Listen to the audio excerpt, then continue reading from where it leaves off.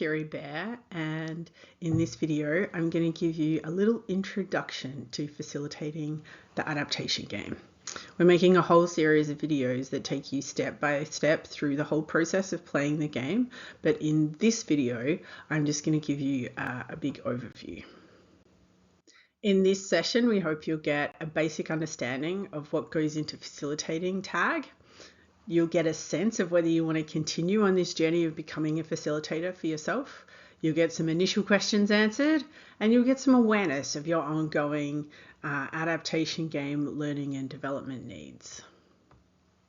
If there are more things that you want to know about, please leave a comment. I'm making new videos all the time, so I'm really keen to hear about what you want to know more about.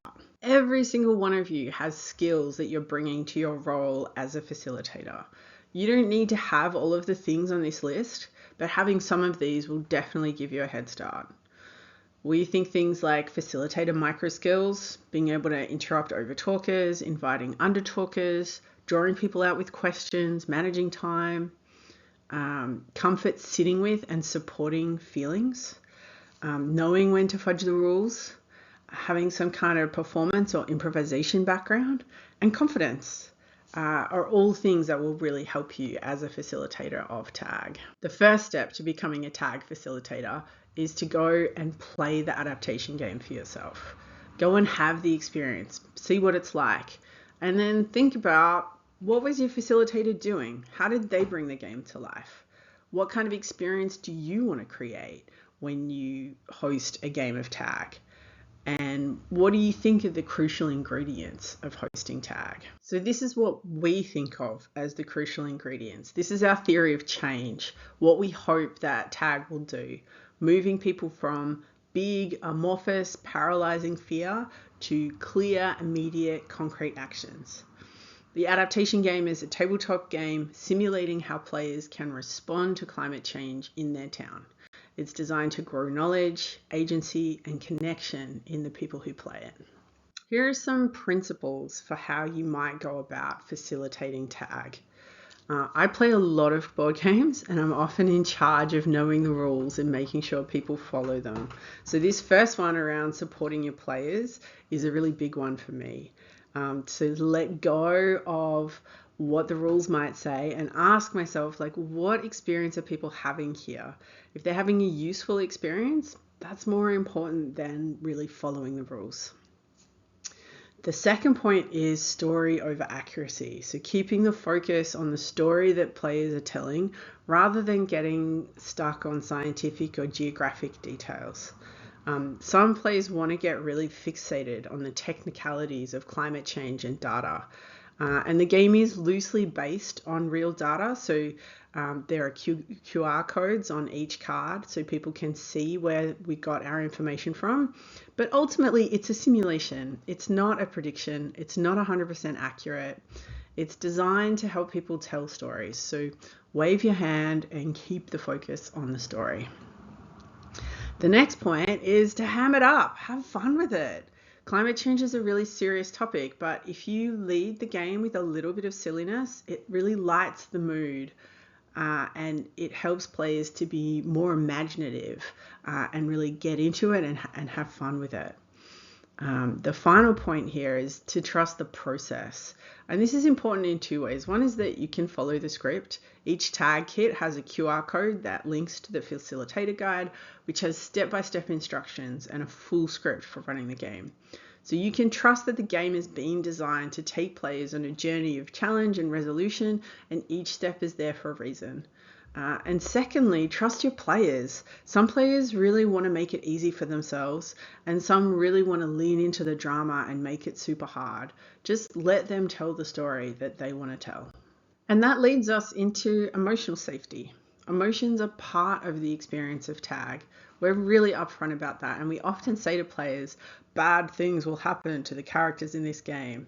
That's part of the story that we're going to tell together. So feelings are welcome, and they often lead to the most memorable and powerful experiences of the game. There's a couple of situations where feelings can kind of become a problem. One is when people have the sense that they're not allowed to feel what they're feeling, if they get embarrassed or upset about their own reaction. And we can address that by being kind and being really neutral in our response, just gently asking if there's anything they need before we move on, and maybe inviting everyone to take a deep breath together. The other time it can become a problem is if someone feels forced to feel something that they really don't want to feel.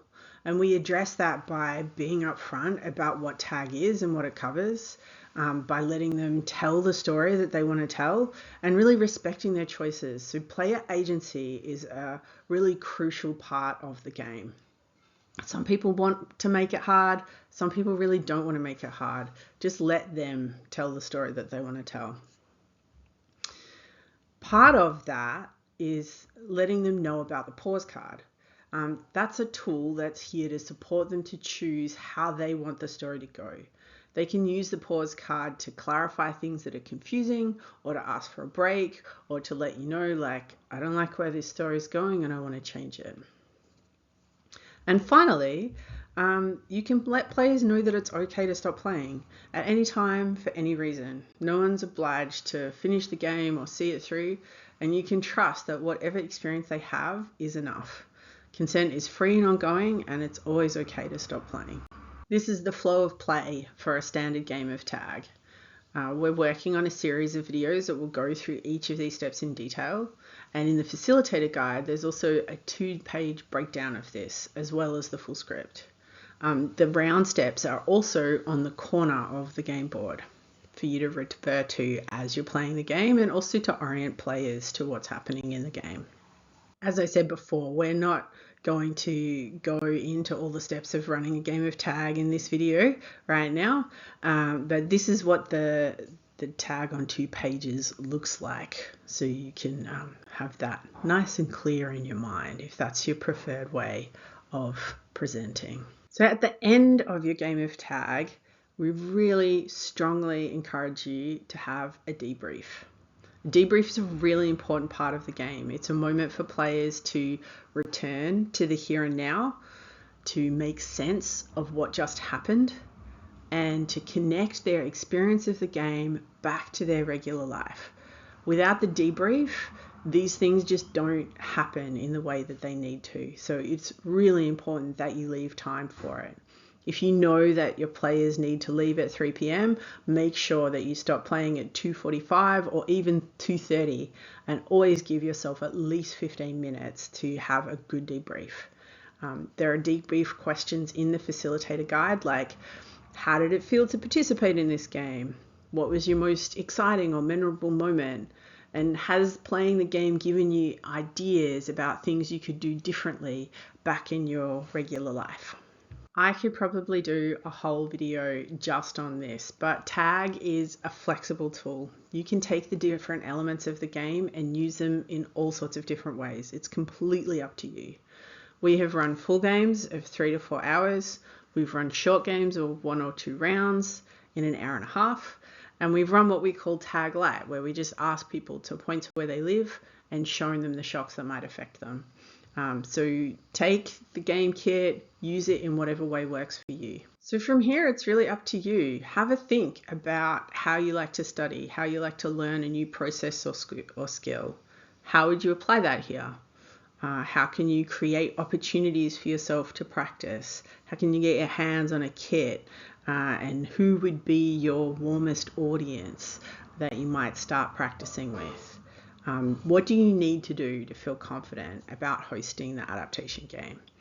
And if there's anything that you need from us, please send us an email or let us know. We'd love to hear from you. And finally, we are constantly working on new resources to support folks who want to facilitate tag.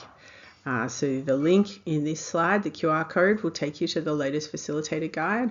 There's also a Miro board. We'll put the link in the description with the password. That has the link to the latest facilitator guide, links to all the videos, and space for you to comment or ask further questions. Thanks for coming along on the ride, and I hope that you really enjoy your journey of facilitating tag.